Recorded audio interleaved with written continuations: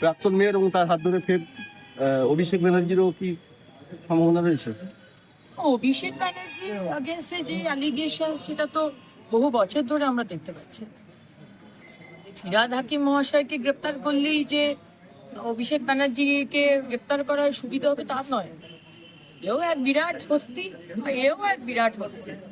এবং তারাতলার বিষয়ে আমি প্রশ্ন তুলেছিলাম যে যদি ওই কালীচরণ বাবুকে যদি অ্যারেস্ট করা হয়, যিনি ওএসডি ছিলেন, তাহলে সমস্ত পেপারে তো ফিরহাদ হাকিম মহাশয়ের সই রয়েছে, তাহলে তাকে অ্যারেস্ট করা হবে না কেন? এটা আমার মনে হয়েছিল যে তাকেও অ্যারেস্ট করা দরকার, এবং ভারতীয় মজদুর সংঘ থেকে যে করা হয়েছে এটা আমি ধন্যবাদ জানাই। মুসলমানদের জমায়েত করে সেটা ভেঙে মার দেওয়া হবে, হুমায়ুন কবিরের এই হুঁশিয়ারি, হুমায়ুন কবির কত দ্রুত ব্যবস্থা নেওয়া হবে হুমায়ুনের বিরুদ্ধে? দেখুন, দেশের বিরুদ্ধে যদি কেউ কথা বলে বা আচরণ করে বা হুমায়ুন কবিরের মতো, এটা প্রথমবার নয়, এর আগেও বহুবার এরকম ধরনের কমেন্ট হয়েছে। মানুষকে ইনস্টিগেট করা, উস্কানিমূলক কথাবার্তা বলা, কমিউনাল কথাবার্তা বলা এবং তাতে রাজনৈতিক নিজের ফায়দা তোলা, এই ধরনের শুধু হুমায়ুন কবির না, এরকম তৃণমূলে আপনি অনেক পাবেন।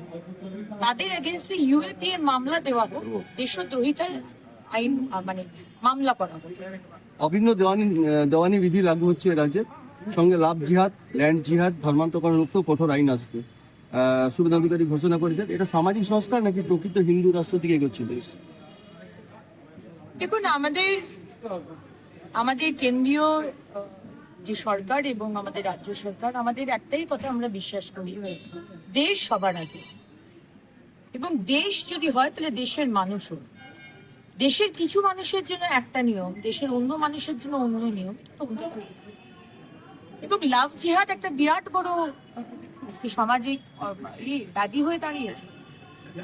আজকে যেভাবে লাভ জিহাদে হিন্দু মেয়েদেরকে এজেন্ডা নিয়ে ভালোবাসা থাকতেই পারে, কিন্তু হিন্দু মহিলাদেরকে, মেয়েদেরকে মিথ্যা প্রেমে ফাঁসিয়ে তাকে বিয়ে করে, তাকে প্রেগনেন্ট করে ধর্মান্তকরণ করা, সুন্দরবনে